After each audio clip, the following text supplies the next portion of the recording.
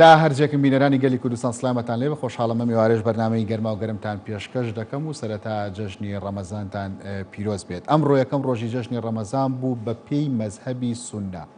سبەینێ بە پێی مەزهەبی شیعات دەبێتە جەژن. جیاوازی مەزهەبی تەنها لە ناو ئاینی ئیسلامدا نیە، بەڵکو بەشێکی زۆری ئاینە ئاسمانیەکان و زەویبینیەکانیش ئەم جیاوازیە مەزهەبیە لە نێوان خۆیانیاندا هەیە. و عێراق بابەتەکە جیاوازە. لە دوای ساڵی 2003ەوە جۆرێک لە پێکەوەژیان و لێک نزیک بوونەوە لە نێوان سونە و شیعە دروست بووە. بەڵام بە هەمان بۆن و بەرامەی مێژوو ئەم جیاوازیە مەسەبیە بەردەوام و باڵی کێشاوە بەسەر بابەتی بەڕێکردن و بەڕێوەبردننی عراقدا بەتابەت کە ئێستا پرسیارە جدیەکە لەسەر ئەوەیە کە لە دوای نزیکی 14 سەدە لە ململانێ ئەم پرسانە بۆچی کۆتاییان نەهاتووە کە هەردوو مەسەبەکە لە ناو عێراقدا دانهەوەیە حکومڕانێکی هاوبەشیان هەبێت. لە گەرما و گەرمیم ئێوارەدا باس لە شیعە و سونناکەین لە ململانی مەسەبیە و بۆ حکومڕانی هاوبەش. دکتۆر دانا ئەحمەد مامۆستای زانکۆ لە ستۆدیۆ لەگەڵمدا. دکتۆر ئێوارەت باش و جەژنت پیرۆز بێ. لەوە دەست پێ دەکەم ڕەگ و ڕیشەی ململانیەکە ئەگەر هەڵبینەوە تەنها بابەتەکان بابەتێکی عقائیدی و پەیوەستە بە عەقیدەوە یاخود بابەتەکە لەمە فراوانترا گەر تەماشای بکەیت. ئەم کاتتان باش و جەژنی هەموو لای پیرۆز بێ بۆ هیوایم جەژنی ئاشتەوایی بێ بۆ هەموو لایەک و تەندروستی خەڵک باش بێ. گرنگترین شت ئەوەیە کاکە یوسف تێ بگەین لە خاڵی دەستپێکە مەترسیدانترین دەمارگیری و تەعەسسوبی عەقیدیە طائفینە عەقائیدی. تەعەسسوبی دینی جۆرێکە با بڵێن دەمارگیری ئاینی مفەکیر و بیریانەکان بە تەعەسسوبی کوێری ناو ئەبن. بۆچی؟ چونکە سەر ئەکێشێ بۆ هەموو یا بۆ دروستکردن و بۆ پەیداکردن و بۆ هەراشکردنی هەموو جۆرەکانی تونند و تیژی، هەموو ممارەسەکردنی هەموو جۆرەکانی تونند و تیژی ڕەگ و ڕیشەکەی ئەو تەعەسسوبە دینیەیە کە لەسەر ئەساسی ئاینزە و لەسەر ئەساسی عەقیدە دروست بووە. ئێمە دوو جۆر خلافمان هەیە. جۆری یەکەم لەسەر سەوابیتە، لەسەر ئەرکانە. جۆری دووهەم با بڵێن کە پێوتێ ئوسوڵ. جۆری دووهەم ئەو خلافانەیە کە پیان ئەوتێ خلافی فروع. بۆ نمونە تەماشاکە ئێمە و مەسیحی خلافمان لەسەر ئوسوڵە یا لەسەر فروعە. هەردوو لا بڕۆمان بەخوا هەیە بەڵێ ئەمە ڕوکنی یەکەم. ئەوان بڕۆیان بە عیسا هەیە ئەمە شەمانە، بەڵام ئەوان بڕۆیان بە محەممەد نییە. ئەمە چییە؟ ئەمە نقطەی خلافە. خلافە لەسەر چی؟ لەسەر ڕوکن. بۆیە ئەمانە لە دائیرەی ئێمە لە دائیرەی ئیسلام ئەچنە دەرەوە. ئەمە خاڵی یەکەم. خاڵی دووهەم قەناعەتیان هەیە بە ئینجیلە ئێستا هەیە بەڵێ ئەی ئێمە پێمان وایە بەڵێ ئیسلام پێی وایە تەحریف کراوە. ئەمە شتێکی تری جەوهەری کەواتە ئەگەر هاتوو خلافەکە لەسەر ئوسوڵ بوو ئەوە لە دینەکە لە دائیرەی دینەکە ئەچێتە دەرەوە.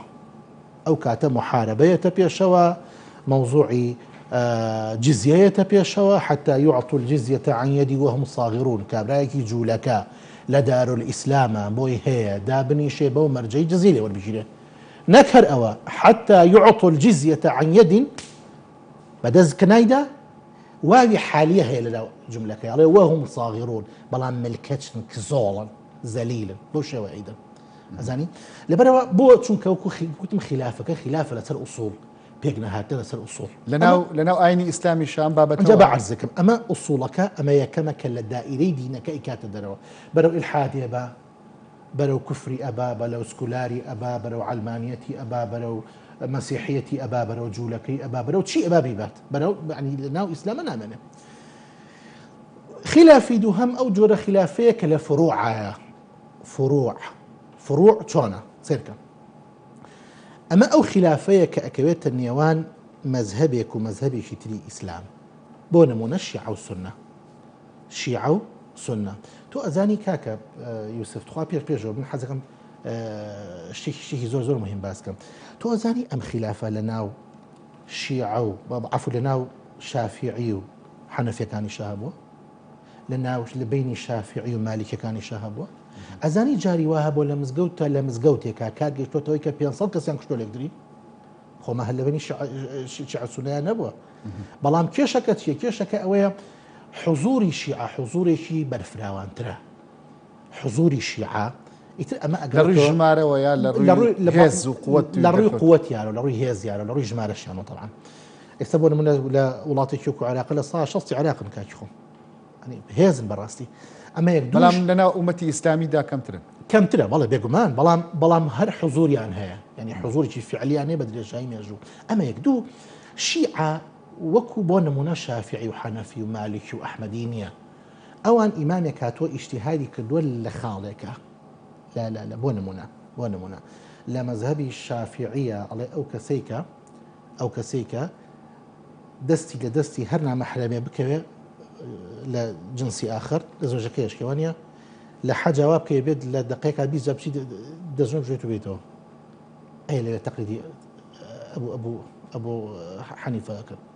نەخێر شتێکی کەو پێ بڵێم کە ژن مارە بڕی نوخشە لێ بێخوا کە ژن مارە بڕی ئەبێ ئەو دوو شاهیدەت ئەسڵەن درۆیەکیان نەکرد بێ فاسق نەبن ئێجا شتێشتی وا هەیە بەشەری وا هەیە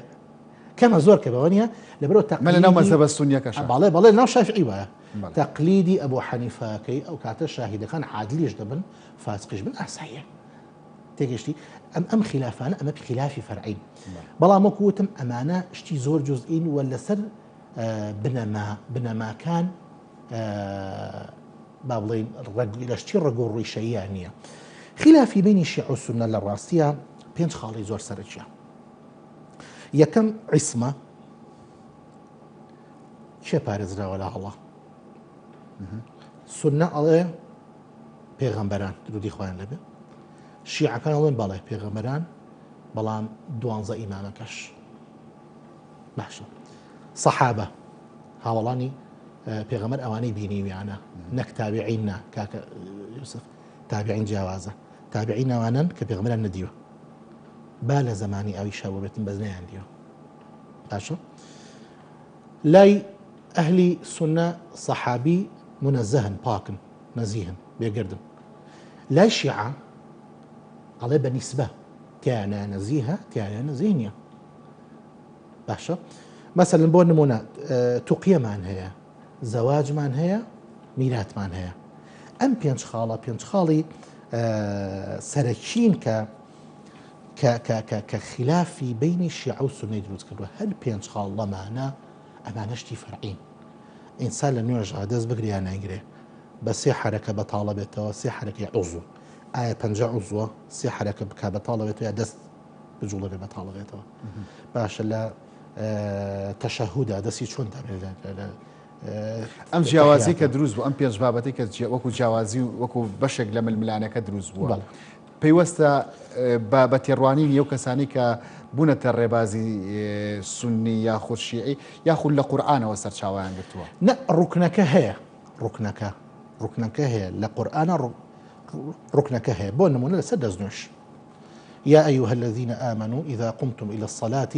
فاغسلوا وجوهكم وأيديكم إلى المرافق وامسحوا برؤوسكم مسح دسي تربين بسرتانوانيا خلافك لا تشيا وأرجلكم إلى الكعبين وأرجلكم أو عطفكاته وسرتشي فاغسلوا وجوهكم منصوبة مش منصوبة مفعول به عطفكاته وسر أو مفعول به بمنصوبي لبروا بيد دمشاوش غسل بيشوت عفوا قاتش بشوت باشا أي وامسحوا برؤوسكم وأرجلكم أو عطف بيته وسرتشي وسر رؤوسكم يعني دسي بابنا بس ئێمە سەقسەر سەر جیاوازی ئەمە جیاوازی بەڵام ئەمڕۆ کە جەژنی ڕەمەزان بوو بە پێی مەزهەبی سونە جەژن و ڕۆژوگرتن سەرەتای ڕەمەزان و سەری ساڵی کۆچی ئەکوێتە بەشێک لەو جیاوازیانەوە بێگومان کام لەو 5 دانەیە بوو وەکو مەواعیدنا بەس وەکو ئەداکردنی با بڵێن شعائیرەکان بەڵێ فەرقی فەرقەکرێ لە تەراویحە فەرقەکرێ لە وەترەکانە فەرقەکرێ بەڵام وەکوتم ئەمانەشتی فەرعین بیرمان نەچێ کاکە یوسف چۆن لە ناو ئەهلی سونەیە ئەهلی حەل و عەقدا ئێمە 4 مەذهبی ڕئیسیمان هەیە باشە و هەندێک مەزاهیبی تریشمان هەیە لەم لاولاوە لەناو شیعەشا بە هەمان شێوەیە ئیسنا عەشەرەکانمان هەیە زەیدیەکانمان هەیە ئیسماعیلەکانمان هەیە عەلەویەکانمان هەیە نوسەیریەکانمان هەیە مەسەلەن حتا حوثیەکانی ئێستا نەزارەکەمان هەیە حەشاشیەکانمان هەیە زانی کە هەر یەکێک لەمانە فاتمەکانمان هەیە لە دوای 1970 هەر یەکێک لەمانە بیر و بۆچوونی هەیە و جیاوازە لەوەی تر ئەزانی بۆ نمونە لە 12 ئیمامەکە ئیثنا عەشەرەکە دوو مەدرسەی سەرەکیتیایە مەدرسەیەکیان پێوتێ مەدرسەی ئیخباری مەدرسەیەکیان پێوتێ مەدرسەی ئوسوڵی مەدرسەی ئوسوڵی ئەوەیە کە ئیعتیمادی بە تەواوەتی پشت بە تەقلید دەبەستێ پێش خۆی چۆن هاتووە بەو شێوە ئەیبا باشە ئیخبارێکە چییە ئەوەیە کە پێی وایە ئیجتیهاد ڕۆڵێکی سەرەکی ئەبینێ لە ئەداکردنی واجباتی ئاینیەکانە باشە بۆ نمونە زەیدیەکان کە زەیدی کوڕی عەلیە طبعا زەیدی کوڕی عەلی لە ئەحفادی ئیمامی حوسێنە زەیدەکان پێیان وایە ئەڵێن ئەو بۆ ئەوەی کە کەسێک بێتە ئیمام طبعا ئیمام عین پێشەوە ئیمام مزگەوتنا ئەوە ئیمام کە ئەڵێ ئیمامی شیعی تەوا پێشەوەی هەموویشی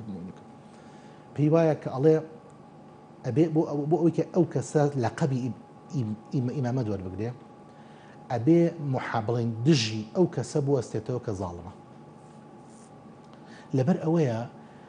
زەیدەکان ئیمانیان بڵێن بڕوایان بە هەندێک لەو کەسانە نییە کە لای ئیسنا عەشەرەکان بوون بە ئیمام بۆ چونکە محارەبەی زوڵمیان نەکردووە بەڵام ئێستا بەشێک بچووک نین خۆیان دەسەڵاتدارن لە عێراق باسی فکرەکەیەکەم ئەنجا دوایی نەسەر عێراق باشە ئیسماعیلەکان دوو مەدرسەی زۆر فراوانان هەیەکیان پێوتێ مەدرسەی زاهیری یەکیان پێوتێ مەدرسەی باطینی لێکدانەوەی قورئان چۆن لێکێدنەوە بە زاهیری لێشێدنەوە ئەم ئاەتە معنای ئەوەیە یا ئەڵێن لە ناو ئەم ئاەتێ یعنی میتا معنایەکیش هەیە میتا معنای بڵێن ماوەڕاء المعنى هەیە لە پشتی ئەم معنایەوە ئەم معنای زاهیریەوە معنایەکی تریش هەیە لە ناوەوە ئەمان اعتیمادیان پەنا ئەبەن بۆ ئەو معنایە ئەزانی لەبەرەوە بەڕاستی خلافەکان قوڵن ئەگەر بێمە سەر مەسەلەی وادەکە مەوعید لە مەسەلەی جەژنەکانە چوتە سەر لایەنەکەی کە لە وردەکارەکە کێشە هەیە لە وادەکە ئێستامە بینی لە وادەکانە کێشە هەیە وادەی سەری ساڵی کۆچی کێشەی تیانی من ویستم ئێستا بەڵام جەژنی ڕەمەزان و بەڕۆژ مانگی ڕەمەزان بۆم جیاواز لەم خاڵەیە باسیەوە بکەم ئیدریس هانی کە یەکێکە لە مفەکیرە گەورەکانی ئەم عەسرە دەڵێ ئەمەی کە بۆم باس کردی زۆر بە کورتی تەڵامی باسم کرد زۆر کورتە زۆر بە کوردی ئەڵێ ئەمانە نوقاتی خلاف نین ئەوەی نوقاتی خلافە مەسئلەی حکمە حکم بەدەست چێوە بێ خلافی بینی شیعە و سونە ئەو خلافەیە کە لە سەرەتاوە لەسەر بنەمای حکم دروستبووە ئایا دوای پێغەمبەر درودی خوای لێبێ ئەبوو بەکر بێ بە خەلیفە یان عەلی وەسیەتەکە چۆن کراوە چۆن دابەش کراوە مەسئلەی ئەدائی حکمەکە مەسئلەی بڵێن زیمانی ئوموری دەوڵەت چه ئەیگرێ بەدەستیەوە شەڕەکە خلافەکە لەسەر ئەمێ ئەزانی ئیدریس هانی ئەڵێ شەڕەکە لەسەر ئەوە نییە دەست بگری لە نوێژایاننا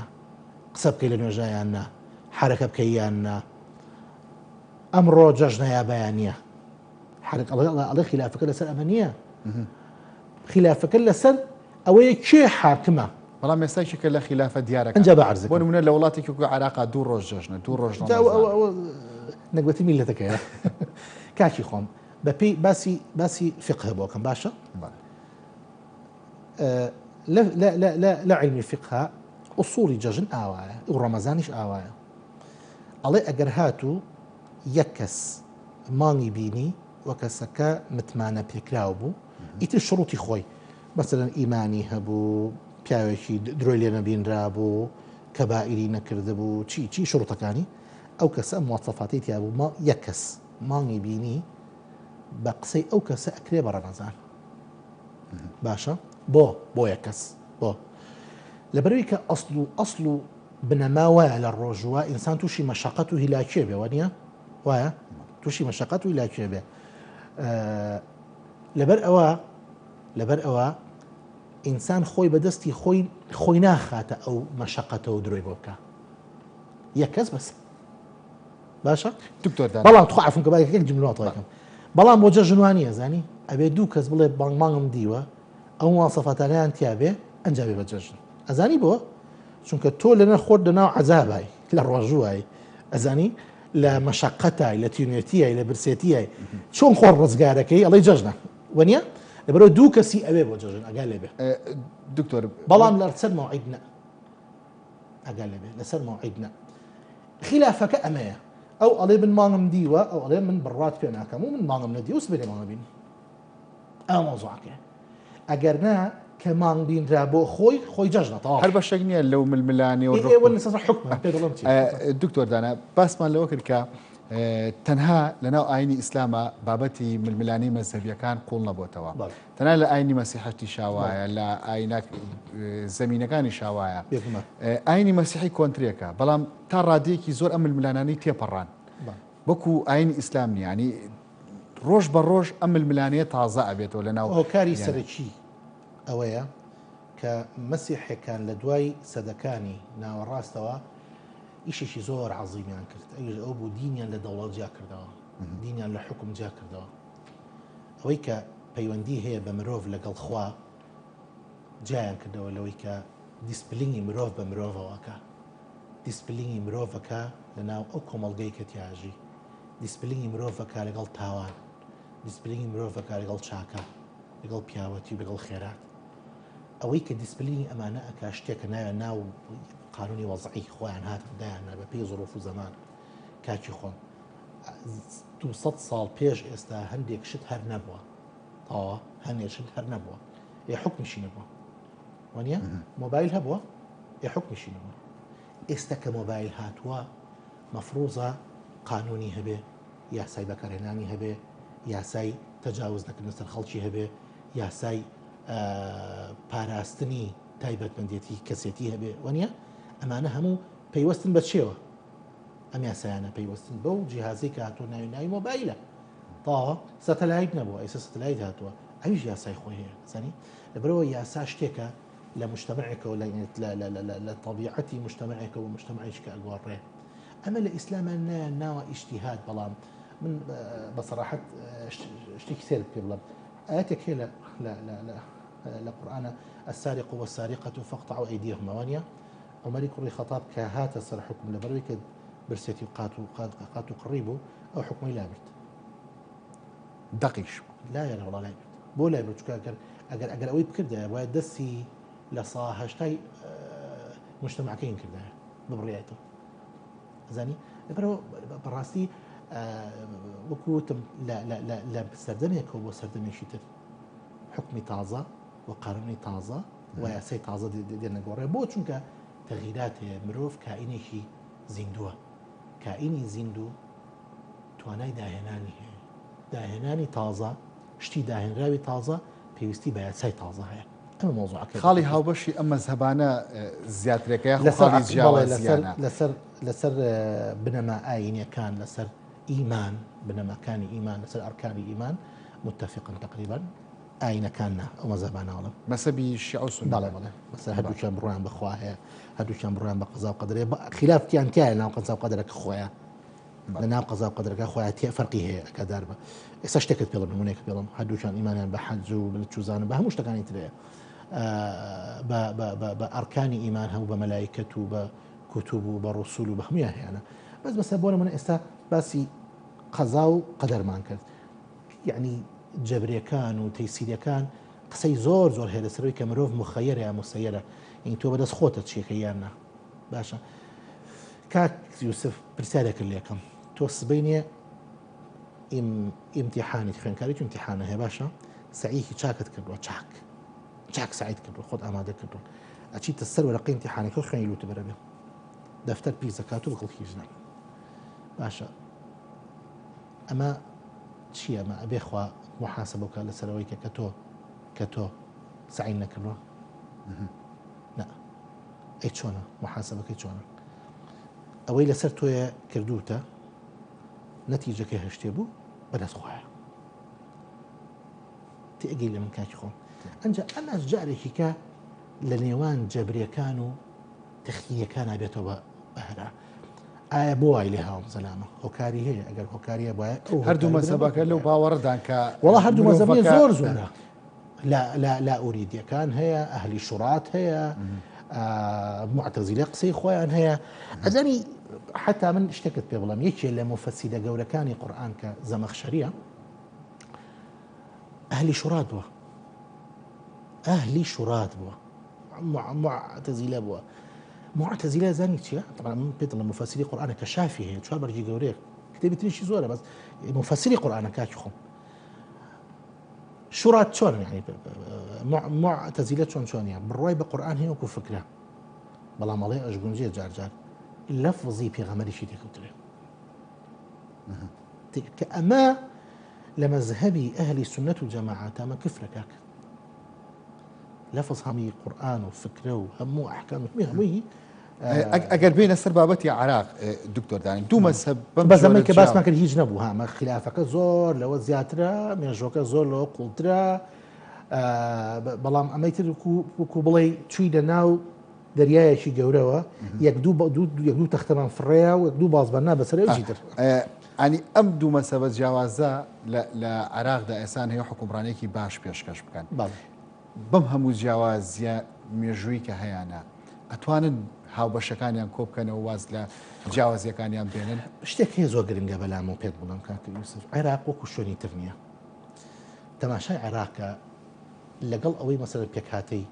کورد هەیە پێکهاتەی سونی هەیە پێکهاتەی شیعی هەیە وەنیە عێراق بە ئیختیاری ئەم خەڵکانە خۆی نەهاتوتە گۆڕێ عێراق بە ئینتیداب پاشتر بە سایکس بیکۆ ئەم بەشانە خراوەتە سەر یەکتری لەبەرەوە دابەشبەندی عێراق دابەشبەندێکی اختیاری نەبووە دابەشبەندێکی اختیاری نەبووە بۆیە ئەبینی لە سەرەتای دروستبوونی عێراقەوە لە 1920ەوە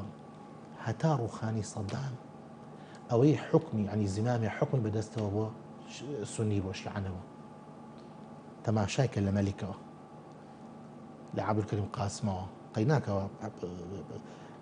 ولو من قسم هي لسبب عبد الكريم قاسم شيوعي وانا شيوعي نبو واقعا تاريخ واناله بس بابلين كابلا شو علماني بس كل اربعه ماشي اي شر سني بو دواي عبد الرحمن عارف دواي عبد السلام عارف دواي جوزان وهدي تاقت صدام حتى نهايتي صدام تا 2003 بو درمانيش بقري شيعي شانت يعني اما هيك دو ئێمە گلەیمانە کرد لە سەدام جاران ئەمانوت نەگلیمان کە شەڕمان لەکرد لەگەڵیا کە ئەمانوت یەکێ لەو شتانەی کە سیما و نیشانەی میلەتبوون و گەلبوونی ئێمەیە بریتیە لە مەراسیمەکانمان وانە منعی کردبوو کە ئێمە بیکەین وابوو لە شیعەکانیشی بە هەمان شێوە منع کردبوو زۆر توندڕۆتر زۆر شیعەی سەرکوت کردبوو بە تەواوەتی ئەزانی خاڵێکی تر ئەم دوو هۆکارە سەرەکی هەڵبەتە هۆکاری تریش هەیە ئەم دوو هۆکارە سەرەکیە و هەندێک هۆکاری تر چییە؟ ئێمە وڵاتانی دەرودراوسی خۆمان هەندێک هەیە هاوکاری شیعاکە هەندێکی شی هاوکاری سوناکە سەرانی شیعە ئەچنە وڵاتێک سەرانی سونە ئەچنە وڵاتێکی تر سەرانی شیعە لە وڵاتێک کۆبوونەوە ئەکەن و سەرچاوی نەزەریان وڵاتێکە سەرانی سونە سەرچاوی نەزەریان وڵاتێکی ترە ئەمانە ئەم هۆکارانە بوونە دافعێک و عامیلێکی باش لە دوای ڕووخانی سەدام دیقەت بە لەگەڵ ئەو جیاوازیەی کە هەیەە لە ناو خۆیانە شیعەکان وەلەو ئەوانەی عێراق زۆربانی ئیسنا عەشەرین لەگەڵ ئەو اختلافی کە هەیە و اختلافە زۆری کە هەیە هەندێکمان بینی لە خۆپیشاندانەکانە جەناب تەزانی پێویست ناکابینەوە سەری یا لە تەرشیحکردنی هەندێک کەس بۆ وەزار هاتوو بۆ ڕئیس وزەرای خلافەکانمان نەبینی بەڕوونی لەگەڵ ئەمانەیە دیقەت بە شیعە جۆرێ لە یەکگرتووییان دروست کرد من نمونەیەک دەدەمێ کە ئەیادە عەلاوی لیستەکەی بوو بە 89 کەس یعنی 89 مەقعدی پەرلەمانی هەبوو بەپێی قانون ڕئیس جمهور بڵێن سەرۆکی کۆمار دەبوو لیستی براوە تەکلیفکە بۆ تەشکیلکردنی حکومەت وەنیە یەکسەر شیعەکان هاتن چیان کرد یەکیان کرد 99 مەقعدیان هەبوو کاتە ئەوان تەشکیل حکومەتیان کرد زانی لەبەرەوە ئەبینی جۆرە لە یەکگرتوویی هەیە لە نێوان شیعەکانی ئێستاە بەڵام بەشی خۆشیان بەسەر مەزهبەکانی ئەوی کە 12 ئیمامەکە دابەش بوون ئەمەش کاریگەری هەر بێگومان هەیەی من پێتەڵە بەڵێم لە خۆپیشاندانەکەیان بەڕوونی دیار بوو تەیاری سەدر چی ئەکرد تەیارێکی ناوجادە بوو مەسەن بۆ نمونە جیاواز لەوانی تر ئەی باشە کاتێک کە مڕەشەحیشانە بوو بۆ وەزارەتێ بۆ ڕێز وزەراییە چیان نەکرد لە سەری کاکی خۆم ئەوەی من قوبوڵم نیە ئەوەی من قوبوڵمەوەی من قوبوڵم یعنی تەیارەکان خلافەکانیان بە ئاشکرا دیار بوو بەڵام لەگەڵ ئەوەیە کە دێتە سەر مەترسی قەوارەی شیعە بەگشتی شەڕی بۆ کرد شتێکی گرنگە بەلامەوە ئەزانی بەداخەوم قسەیەکەم ڕۆڵی کورد ئێستا جیاوازە لە جارانی لە سەردەمی جەنابی مام جەلال جەنابی مام جەلال کارێکی وای کردبوو سونە و شیعەی نزیک کردبەوە لە یەکتری بۆ نمونە کورد و شیعەی نزیک کردبووە لە یەکتری کورد و سونەی نزیک کردبووە لە یەکتری ئەزانی کاک یوسف ئێمە میلەتی ئێمە ئەم قەوارە سیاسی کە هەمانە دەبێت لە خاڵێک تێبگات ئەو خاڵەت چییە تەسەور ئەەکەی کورد هەیە ئێستا شیعی خۆ تەسەورێکی زۆر وانە من پرسیارێکەکەم ئینتیمایان بۆ کوردبوونیان زیاترە بۆ شیعیان بۆ چونکە شیعە وەتەنیەتیان زۆر بەلاوە مهم نییە وەتەنیەت شیعە مەذهبەکەیان دکتۆر من شتێک زۆر سەرنجی ڕاکێشەمانێت لە بابەتی عێراقیشدا زیاتر احتیمام بە مەسەبە شیعەکە ئەدەی نەک بە سونیەکان بۆچی سونیەکان ئەو ئەهمیەتیان نەبوو نەک ئەهمیەتیان نەبوو خۆیان وایان کردو کاکی خۆم یعنی ڕاستە ئەقەلیەتێکی کەمترن بوونیان وجودیان کەمترە لە ڕووی مەذهبیەکەەوە کاکە ئەبوو ئەزانی چۆن ئەبوو کورد ئیستیغلالی ئەوێت کردایە کورد ڕۆڵێکی باشی هەبوو جاران یعنی پێ دەڵم سەردەمی حتا جەنابی مام جەلال هەزار ڕەحمەتی لەوێ هەتا مابوو کورد ڕۆڵێکی گەورەیە بینی نەک ڕۆڵ ببینێ بچێتە پاڵێکی جیلایەکی کەیان کورد شت بوو شت یعنی کورد ناوێشێ بوو لە بەغا کە جەنابی مام جەلال نەبوو سەمام و ئەمان ئەوە بوو هەموو لایەکی ئەخسە سەر یەک مێزوکۆیە کردنەوە ئەمە نەما بەداخەوە ئێمە ئەبوو لە دوای جەنابی مام لەسەر ئەم استراتیژە لەسەر ئەم پلانە بڕۆشتی نایە ئێمە هەوڵی ئەوەمان بدایە کە عاملێکی لێک نزیکەرەوەی شیعە و سونەبین چونکە ئەوەی کە عێراقە با بەڕێوە کاکی خۆم ئەوەی کە عێراقە با بەڕێوە ئەو دەستەیە کە هەموو لایە دروستیەکەن تۆ بیرت ماوە لە یەک دوو دەورەی حکومیە تشکیلی حکومەتە لە بەقا یەکێک لەوانە دەورەی حەیدەر عەبادی بوو کە ڕۆی ئەزانی یعنی لە وەخت و سەعاتی ئەوە بوون کە بەبێ کورد تشکیلی حکومەت بکەن لە عێراقا ئەزانی ئەوەی کە واشی کرد خۆمان بووین بۆ چونکە هەتا نهایەتی با بڵێن 2012 ئێمە یەک فراکسیۆن بووین لە بەغا ئەم نقطەیە زۆر مهمە شیعە یەک عنی عەرەب ئێستا شۆ شیعە یەک فراکسیۆن لە بەغا کورد ئێستا یەک فراکسیۆن نییە لە 2010 فراکسیۆنێکمان لێ هاتە دەرەوە فراکسیۆنێکی کوردی هاتنە دەرەوە بەڵام بەگشتی ئێمە یەک فراکسیۆن یەک دەنگی کوردی بووین لە بەغا ئێستاوە نەماوە دکتۆر مەبەستە چی بووەوەی کە لە لای شیعەکان بابەتی نیشتیمان پەروەری جێگەی ینی قبول نییە ینی زۆر گرنگی نییە بەڵام ئەوان تعسب بۆ مەذهبەکە مهمە سونەوانە کەیفی نەخێوانیە ئان وەقفی سونوشیان هەیە وەکو ناوەندێک بۆ کۆکردنەوەیان کاریگەری نەبووە لە کاریگەری نەبووە چونکە طبیعەتی بە مەذهبی بوون لەنە ئاینزا طبیعەتی بە مەذهبی بوون لەناو شیعە فەرقی هەیە لەناو سونە کە لە لای شیعە يعني همو شيعة يكسر كواركاتها بس لا السنة أمنية يعني بون منا كألي بون منا، العتب المقدسة مقدسة لا همو الشيعة بينما يعني عتبەیەکی مقدسی سنی نییە کێشەکەمان ئەمە یەک دوو کوردی سنی بۆ نمونە لەگەڵ عەرەبی سنی جیاوازە ینی هەردوو زاتن هەردووکیان سنین فەرقیان هەیە لە ڕووی ئینتیمابوونیان بۆ سنەبوونی خۆیانەوە بەینەما شیعەوان نییە کابرایەک تورکە کابرایەک فارسە کابرایەک ینی شیعەیەکی فارس چۆن بیرەکاتەوە شیعەیەکی عەرەبیش بەهمات شێوە بیرەکاتەوە ئەگەر بێت و سەر بە یەک با بڵێن بە یەک لە بابەتی حکومڕانی هاوبەش سەیری کە تەماشای هینکە ئەگەر تەماشا یەمەنکە حوسەکانی یەمەنکە کاک حوسەکان دوای نمونەی ململانێن بێگومان ینی واضحە حوسەکان زەیدەکان پێشتر هینێکی بچووکم کرد بەڵێ ئاماژەی بچووم کرد ئەڵێ ئەبێ بجەنگی بۆ ئەوی کە لە قەبی ئیمامەتی وەرگێ بجەنگی دژی زۆڵم دژی زاڵم ئەمە عەقیدە دەفەرموزانە چیەکەم لە عێراقا زەیدی هەیە نیمانە خۆشبەختانە نیمانە هەموو زاڵمە دروست دکتۆر دانا لەسەر مەسەلەی حکومڕانیەکە ئەگەر مێژوش بهێنینەوە نەگەرم بابەتی کە ئێستا عێراق بە نمونە وەربگرین لە مێژووی ئیسلامدا لە هەر شوێنێک شیعە حکومڕان بوو بێ حکومڕانێکی باشی پێشەش کردووە یاخود سوننەکان وڵای ئێستا کێشەیەکی گەورە هەیە لە عێراق حەزەکەم پێ بڵێم نەکەر عێراقانی مێژووی ئیسلام ئێستا بۆ بازەکەم بە ئەم قسەیە بکەن جاچینە سەرەوە شتێکی زۆر گرنگە بەلامەوە ژەوەیە ئەگەر دیقەت بی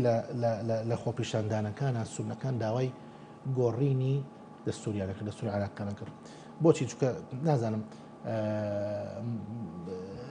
متابعەکە چۆنەوە چۆن نیە بەڵام ئێستا کە حکم لە عێراق شیعەیە لەگەڵ خەلایە سونیەکانی بەڵێن وڵاتە سونیەکانی دەرەوەی عێراقا کێشەی گەورەمانەیە گال لەبێت لەسەر ئاسی دەوڵەت چۆن لەگەڵ سعودی هەمانە بۆ نمونە سعودیت تەمسیلی یعنی قودوەی باڵێن دەوڵەتانی سنیەکەوە نیە کێشەی گەورەمان لەگەڵی کێشی گەورە لەگەڵ دەوڵەت ئەو دەوڵەتانەیە هەیە کە ئیدعایی سنیەکە ینی کە خۆیان بە سنی مەذهب داهێنن ئێستا عێراق حالیان ئەزمەی ئەوەی هەیە حالیان ئەو مەذهب لە پێناسی عێراق دەوڵەتێکی ئیسلامی عەرەبیە بەڵێ ئەڵێ موسڵمانە جاران زیاتر ینی شیعی بێ یاخود سونی بێ ئاخر ئێستا وایە کاکی خۆم بەڵام جاران ئەوترا بەڵێ ئەوترا خۆ ئێستاش کە لە تعریفەی دەوڵەتەکەی ئەڵێ دەولە مسلمە ئەگەر بینە سەر بابەتە حکومڕانیەکە کامیان نمونەیەکی باشی حکومڕانیان پێشەش کردووە وەڵاهی من وەکوتم ئەوەی کە تەعەسوبی نەبوو بێ بەڵام تعصبی نەبوو بێت کوتم هەر کاتێ تعصبی دینی زاڵ بوو ئەو دەماگیریە خراپترین جۆری عنف پێشکەشەکە ناو کۆمەڵگەیە کە دیقەدەی لە ناو عێراق عنی مێژووی خوێناوی عێراق لە بینی شیعە و سوننە لە هەموو شوێنەکانی کە شاروا بوون تەیاری توندوتیژی ئیسلامی زۆر بووە لە ناو مێژووە لە خەڵک سەربڕینەوە لە فتوحاتەوە لە هەندێک لە هەکە چوونەتە هەندێک وڵات هاواریان کردەوە تویانە خەڵکینە ئێمە ئەمانەوەیە قولە پێتان و کعب شۆنە بڵین کە ئێسقانی قاچی بەشەرە خوارەوە قولە پێی پێڵگەنە ئەڵبێ قولە پێتان لە خوێنە نوقمبێ ئەنجاوازتان لێن زانی لە شوێنی لە زۆر شوێنی تریشەوە وتراوەکە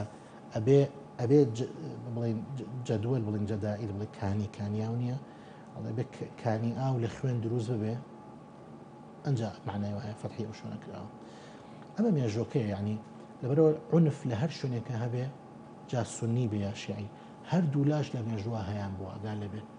هەردوو لاش عنفیان هەبوو لە مێژووە سونەشەی بۆ لە مێژووە تا ئێستاش بەردەوامە ئەو قاعیدەیە ئەوە داعش مالیکی ئەڵێ یەزید و حسێن ئێستا لە بەرگێکی نوێ هەر ینی تۆ باشترین نمونەی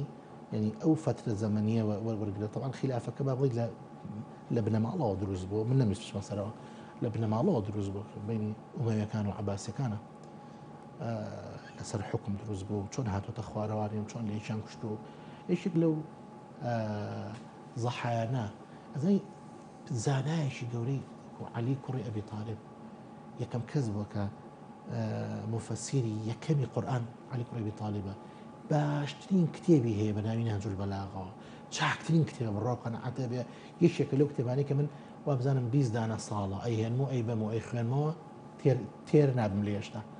باشە تۆ ئەهێنی زەلامێکی ئاوا لە ناوە بی ئەیکوژی دەستێتە ناوی بە ناوی ئیسلامیشەوە ئەوە مشکلەکەی ئەزانی لەبەرەوە عنفەکە عنف لە هەر لایەکەوە بێ لە هەر مەزهبێکەوە بێ عنف ئەو کێشەیە کە دەمارگیری دروستیەکە بینەما عنفی بڵین تعسوبی دینی ئەو عنفە دروستەکە کە هاوشێوەی نییە لە مێژوە. دکتۆر دانا ئەحمەد مامۆستای زانکۆ سوپاس کە لە گەرماوگەرم لەگەڵماندا بوو. وەلەو هیچمان باز نەکرد. ئێوەش خواتان لەگەڵ خەرشان.